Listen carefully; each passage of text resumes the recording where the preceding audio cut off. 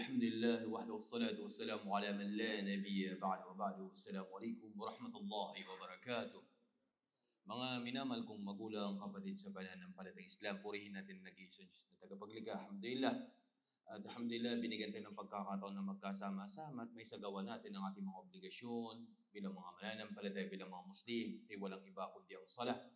Mga minamahal kong magulang, kapatid sa pananampalatayang Islam, hindi lingid sa kaalaman ng bawat isa sa atin na kung saan ay sasalubungin na natin ang pinakadakilang bisita, no? Ito kung saan ay sasalubungin na natin ang dakilang buwan ng Ramadan. Ilang araw na lamang, subhanallah, ay sasalubungin na natin ang dakilang buwan ng Ramadan. At tayo ngayon ay sa buwan ng Sha'ban. Ngayon pa lamang ay dapat may paghahanda na ang bawat isa. May preparasyon na ang bawat isa. Sapagkat bagwas na dumating ang Ramadan, ay madali na para sa iyo ang mga gawaing pagsamba. Una na dito, ang mahal na sugo sallallahu alaihi wasallam, sa buwan ng Ramadan o sa buwan ng Sha'ban, pinaparami niyang pagpa-fasting dito. Allah Akbar. Pagpa-fasting. Pinakamay ng kung kaya mo, either Monday, Thursday, maganda yan, alhamdulillah, para preparation. Pagdating ng buwan ng Ramadan, para hindi ka mabigla. Ganun din, pagbabasa ng Quran, preparation. Kailangan ngayon pa lamang, aral na. Basahin mo ang salita ni Allah. Isang page lang kada isang araw, kaya mo yan. Subhanallah. Napakaraming oras. Konti lang, basahin mo. O, ganun din, preparasyon. Ang pagdudua, manalangin ka kay Allah, na paabutin ka sa dakilang buwan ng Ramadan.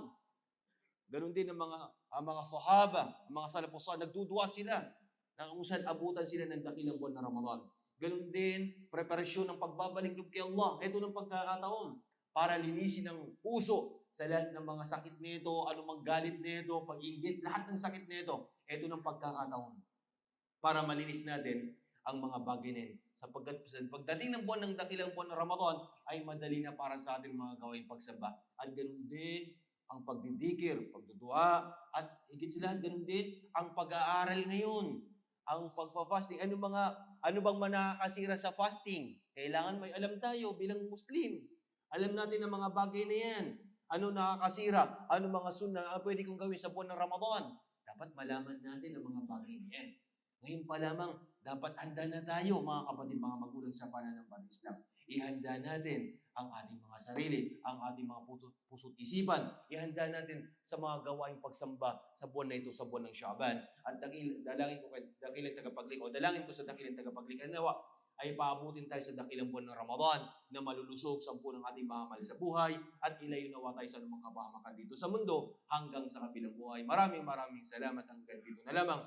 Wa akhir da'wana anil hamdulillahi rabbil alamin. Assalamu alaikum warahmatullahi wabarakatuh.